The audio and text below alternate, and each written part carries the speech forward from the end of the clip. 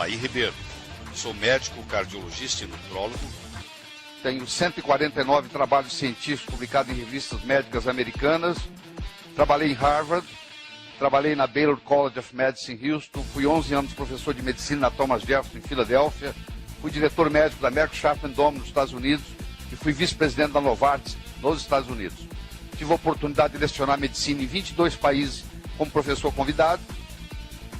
Escrevi 35 livros de motivacional e hoje eu estou passando da área motivacional, voltando para a medicina, dando aula para médicos. Eu estou interessado nessa área de anti-envelhecimento há muito tempo. Eu pratico isso em mim mesmo, na minha mulher, na minha família, há mais de 12 anos. E eu vou mostrar para vocês que isso é uma nova medicina. Uma vez que você entra em contato com ela, você nunca mais esquece. Não é só ser bonito de fora para dentro, mas também de dentro para fora.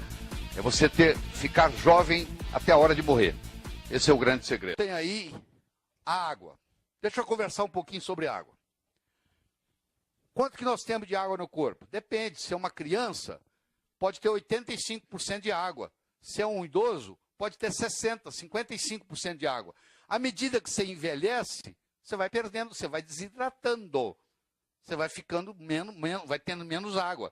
A média é de 60% a 70% de água. Se a água estiver inadequada, não adianta tratar só do peixe. Você tem um peixe no aquário, a água do aquário está suja. Bom, o peixe ficou doente. O que adianta você tratar do peixe? O peixe aqui está sendo representado pela célula. E a água pelo sangue, pelo interstício. Se você está fazendo uso de uma água errada, então o peixe, que no caso é a célula, está num aquário doente. Nós somos um aquário ambulante. Engraçado, 60% do seu corpo é água. E eu quero saber qual foi a última vez que o seu médico conversou com você sobre água. O médico não entende nada de água. Na verdade, ele acha que isso aí não tem nada a ver. Como não tem nada a ver, gente? 60%, 70% do seu peso na balança é água. O que você tem mais no corpo é água. E ninguém dá valor, ninguém estuda.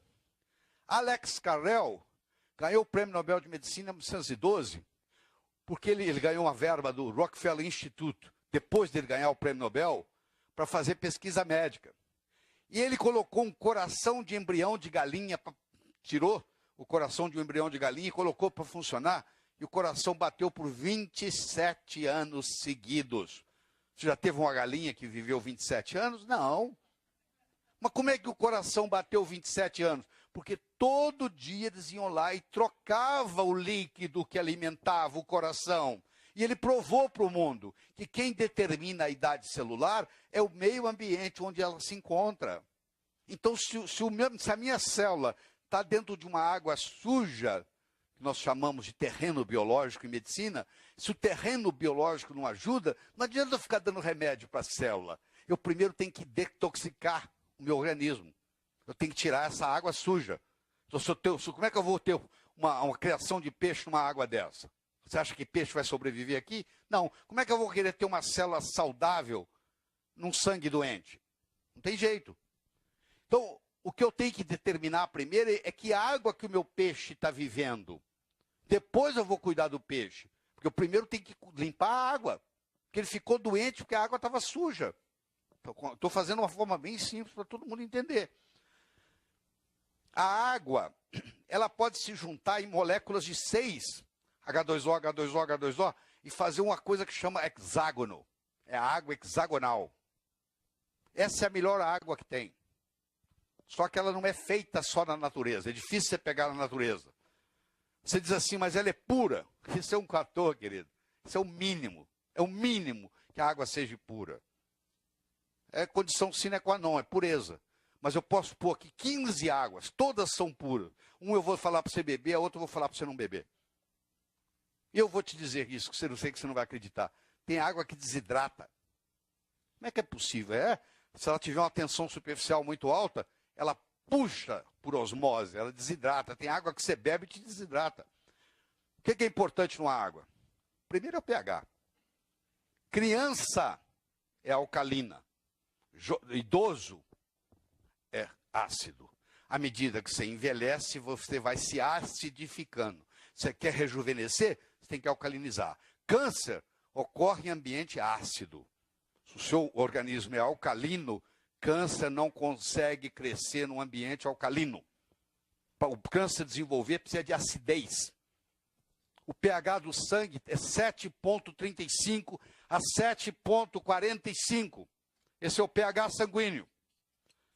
Agora eu quero que você pegue a sua garrafa de água que você toma na sua casa e vai lá e olha no rótulo e vê qual o pH dela. A maioria é menos de 6. Então, quando eu tomo uma água que tem um pH abaixo do meu pH sanguíneo, eu vou ter que pôr o meu corpo para trabalhar só para equilibrar o pH. O pH é escala logarítmica. Eu vou explicar para você o que é escala logarítmica.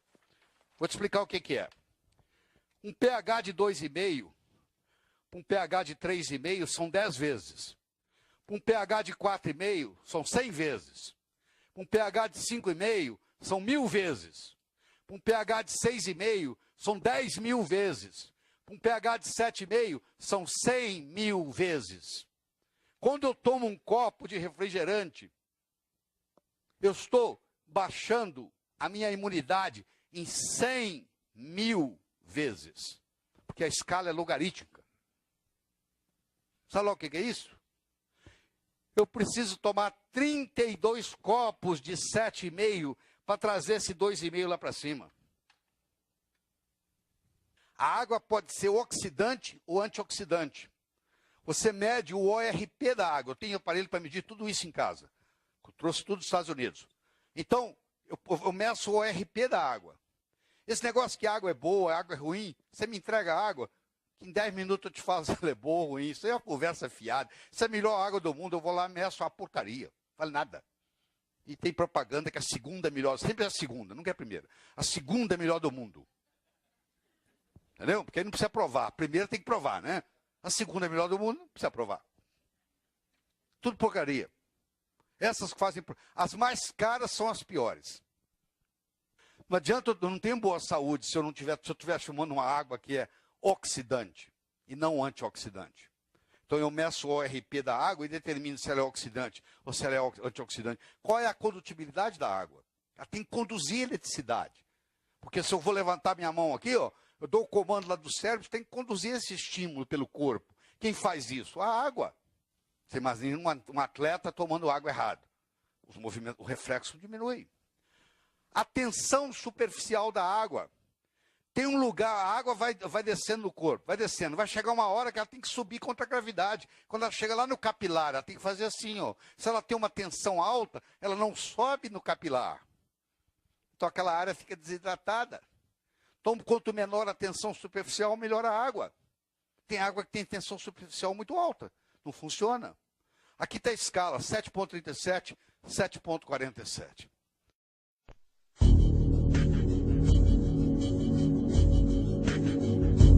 O nosso corpo é formado de bilhões de células mantidas juntas por pontes de elétrons. Algumas vezes, essas moléculas possuem uma junta frágil que pode partir-se, resultando em uma molécula instável, carente de um elétron. Esta molécula é conhecida como um radical livre. Alguns radicais livres ocorrem naturalmente em nosso corpo, através do nosso metabolismo. Contudo, existem muitos fatores ambientais que podem causar o excesso de radicais livres, como, por exemplo, a poluição, a fumaça do cigarro, herbicidas e químicos. Outras causas são o estresse, a falta de sono e a falta de exercício. Muitos peritos acreditam que os radicais livres estão diretamente relacionados à causa de doenças como a artrite, a inflamação, a suscetibilidade ao câncer, o envelhecimento precoce e até mesmo problemas cardiovasculares.